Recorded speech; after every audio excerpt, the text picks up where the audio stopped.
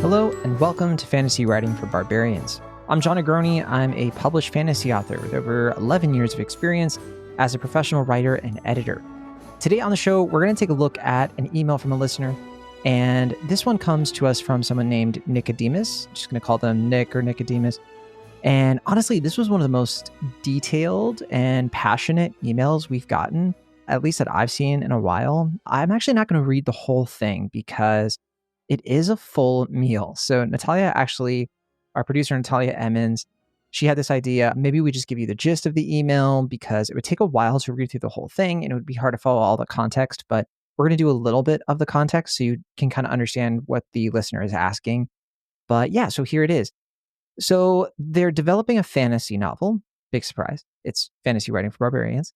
And it's about these two estranged siblings, right? And these siblings were raised in this sort of brutal, magical crime family. And they were separated as kids after failing this deadly trial. And so the story takes place years later after that. And they're on a collision course because of the plot. One of the siblings is named Apricity. I think I'm saying that right. And Apricity has no memory of her past and all of this stuff. The other sibling is named Brylan, and Brylan has been manipulated into becoming Apricity's would-be assassin. Now, hopefully I'm explaining all this accurately, but there's also this third character named Renesmee, and Renesmee was raised in their place, the siblings' place, and she kind of has her own sort of complicated relationship to both of them, especially Apricity. So like I said, the actual story kicks off in the present, and that means there's a lot of backstories you can tell. A lot of it is very rich and emotional. And this backstory matters, right?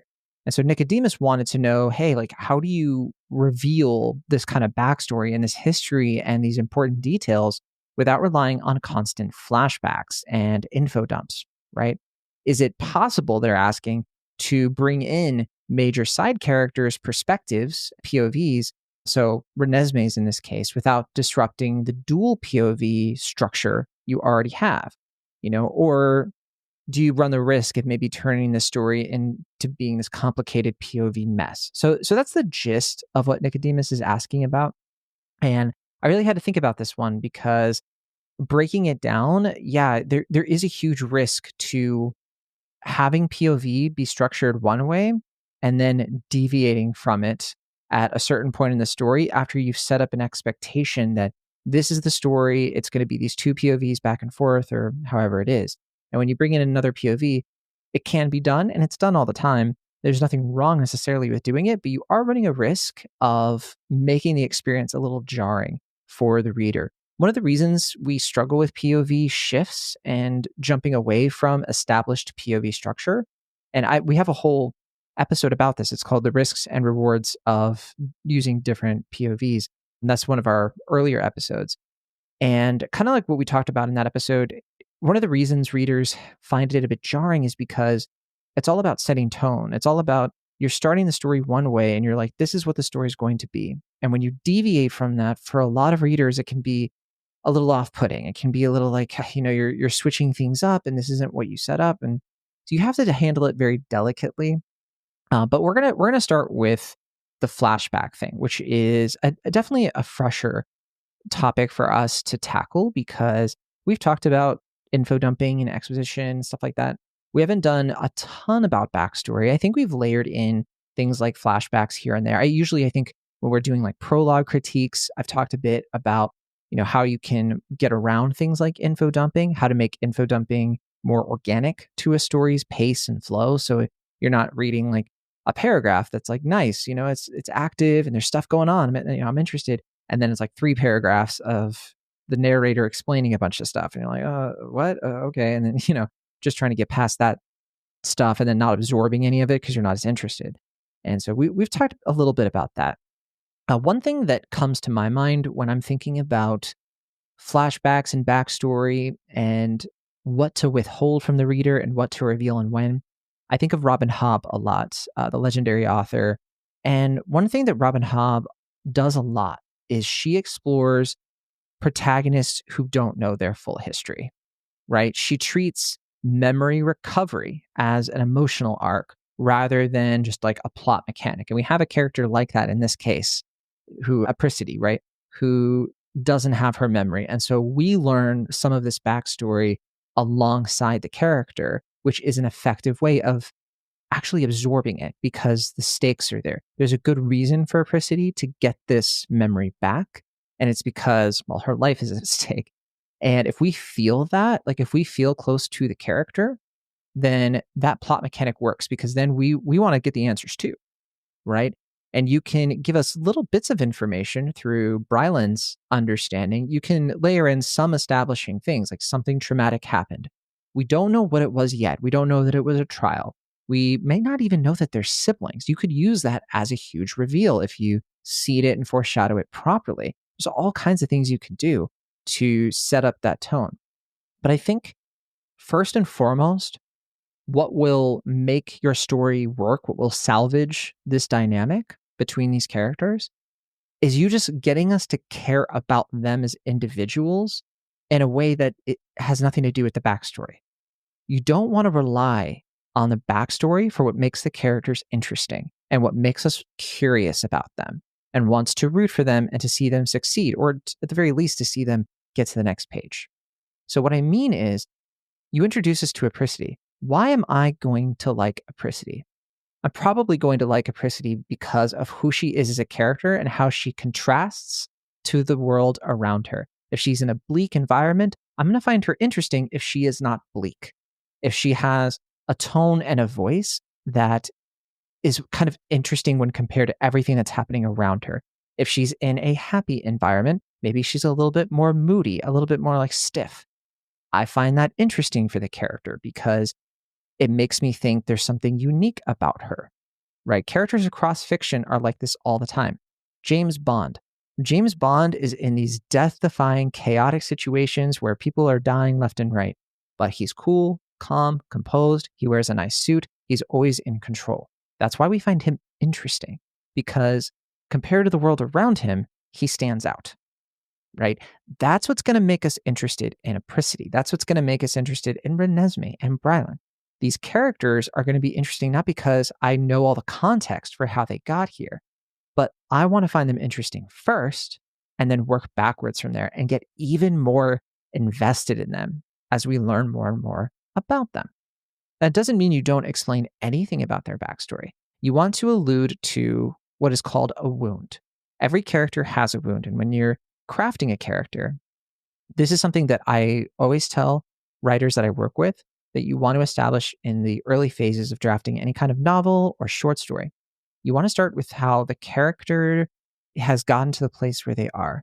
Their wound is going to be some kind of trauma or formative event in their life, their past, that informs how they view themselves. And if you're doing a pretty standard character arc, what you want to get at is they have a view of themselves that isn't quite right. And their wound is why they view themselves this way. And part of the character arc is how they get from that false view of themselves to a true sense of self. And that true sense of self develops piece by piece over the story through decisions that they have to make, crises they have to encounter, all kinds of things along those lines.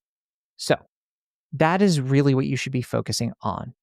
And you don't need flashbacks to do that. You don't need a ton of backstory to do that. What's one way, for example, that George R. R. Martin is able to get around using flashbacks? There aren't any flashbacks in A Song of Ice and Fire, but instead what you have is you have characters reflecting on the past, characters who went through it. And one thing that makes A Song of Ice and Fire so fascinating is the way that those characters, when they're thinking back on, oh yeah, this happened to Rhaegar Targaryen and there was this big battle. Oh, there was this thing called a long night. You never quite know who's telling the full truth about something. And in fact, in lieu of a flashback, you get contradicting narratives and unreliable narrators and things that make the conflict, that mirror the conflict between the different houses and factions, come alive through how they talk about the past. That's what makes the mysteries in all of the Song of Ice and Fire books so fascinating and gives you like a sense of wonder. So you can do that same sort of thing. Maybe Brylan has a memory of the past that contradicts another character like Renesmee. And part of the story is Apricity taking that in and having to act upon it. right? So this is how you get around flashbacks, through characters reflecting on things, and not just internally to themselves, but through dialogue. And when you bring that dialogue in, if, for example, you have a tense scene between Brylan and Apricity, one of them knows the past, the other doesn't. Part of what makes that scene a scene isn't just going to be one character narrating and monologuing to the other character. It's going to be a battle of words. It's going to be one character wants something, the other character wants something. And over the course of their conversation, they are trying to get to different places. And that's how you weave in backstory. Well, you only think this because you acted like this in the past. You don't even understand this thing that happened. And for that reason, you have to die. Like, whatever it is, dialogue has to be conflict in these cases. And that's how you can organically reveal these things without having to just take us back in time and disrupt the flow of the story. Right. So I think another way to look at it, I reference Brandon Sanderson all the time. And one of the reasons that he is pretty popular, right, I think is fair to say, is that his world building tends to occur through pretty reasonable consequence. And he avoids things like commentary from over-informing how his world works politically. So what I mean is, he doesn't do a lot of lore dumps in his better works. Sometimes he does, but a lot of the times he doesn't. A lot of the times, especially in the Mistborn books, he uses consequences in the present, right, in order to reveal the world's past. So, like, for example, like a bounty will be posted on a town square, and that kind of tells you the present day consequence of something that happened. Why did that person get a bounty? Well, here's what they did, and here's the current day consequence of it, so that you immediately get like, oh, that's why I should be scared of this person, and that's why they have this nickname. And that's like, through Renesmee, you can give this sort of like oddly precise take that she has on the world through present day things. So I think Sanderson is just one of those authors who he lets you feel the world's rules through characters who use those rules or fear those rules. And if a planet is sentient, which is part of the original email, I didn't get to that part, but Nicodemus talked about how the planet itself is sentient.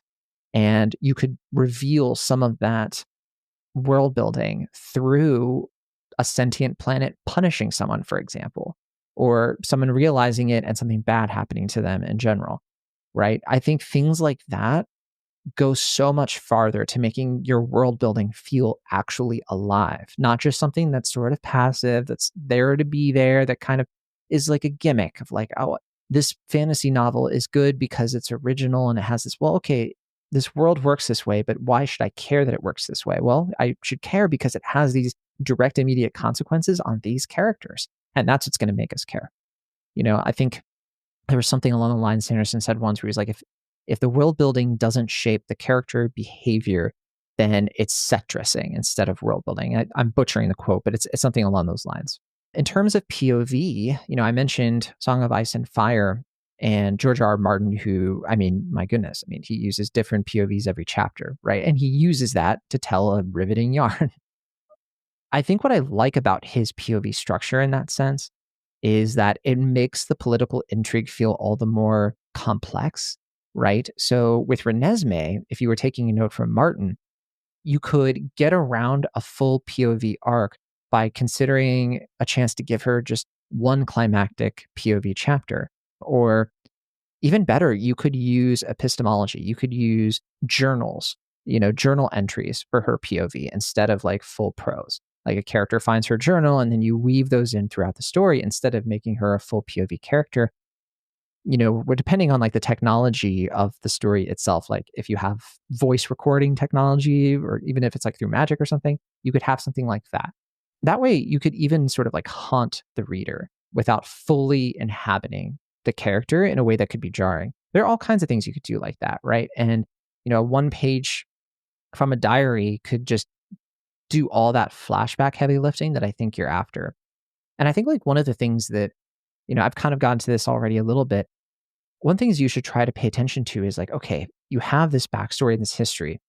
Don't just think of it as the cause of the present. Think of how it can interfere with the present. That's a totally different thing. Backstory and history can easily collide with what's happening right now, rather than being in this separate narrative box where it's like hard to remember what happened because like, why is it relevant? Well, it's relevant if it's directly interfering with what's happening today, right? So if Renesmee once failed to, I don't know, kill a city or something, maybe they're in a fight scene and that causes one of them to hesitate. I guess Brylan would make more sense there because I think Brylan is the one who's supposed to assassinate her. If Brylan is trained to obey commands in the past, you can show him resisting that sort of thing like in real time and then losing a fight because of it, right? That's how you make the backstory feel believable and lived in because it has consequences. Every decision they make should carry some kind of friction of history. Even if we don't know all the details yet, we should still be able to feel the character's trauma, that wound I was talking about before, even if they don't fully understand what's causing them to fail or struggle or hit roadblocks. So you can, reveal the past through what's happening right now. Lastly, I'd say for time jumps and narrative framing, I think the key here is like, don't feel like you have to front load everything, right? You can use flashbacks. If you decide maybe I do want to use some flashbacks, you can be strategic about it, right? You could use a flashback after a cliffhanger, right? You could do it during like a quiet campfire moment where a character is telling a story and, it's a flashback through that character interpretation, like I was talking about earlier. Even like a fever dream or something like that, whatever it is. If a single moment in the past is some kind of keystone event that you have to get across, that you have to give at least some detail to, then make sure that it stands on its own, that it's a good story in its own right, that we can return to the past in that way and feel the changes and the ripples of it, maybe in a way that reshapes how we view all the characters. That's how you make it feel worth it and like you're not wasting our time, essentially. I'd say that it's hard to do. And I think that you can give it a shot and see what is the best way for you to get that sort of flashback across where it doesn't interrupt the flow of the story. One Piece is something that heavily inspires me. And one of the reasons flashbacks work in One Piece so much is, well, first of all, it's a visual medium. It's manga, it's an anime. So flashback can be a lot easier in that kind of media as opposed to novels and fiction.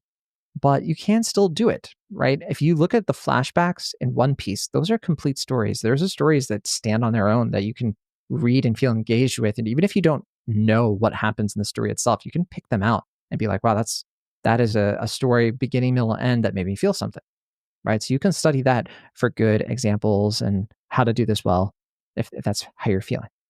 So yeah, this is a tough one. I'd say that it's very easy to overwhelm readers. I think that you can get around these things by introducing characters a little bit early, like with the POV thing. You can bring Renesmee into the story without having to give Renesmee a POV. I've done things where, my latest novel, it's just one POV for the first 5-6 chapters. And then I bring in another character, but it has a very direct purpose. And the point is that as the main character's world gets bigger, the point is that she is bringing more people into her life, and we start to experience those characters because of the consequences of the main character. So in that case, I use POV as a domino effect, and it was risky. There are people who are like, "Oof, that's tough." But the nice thing is that by the time you get to the end of the story, it feels like this sprawling adventure because I've expanded it so that multiple characters have have POV chapters, not all the time, but enough that you feel like, oh, I'm getting more and more invested.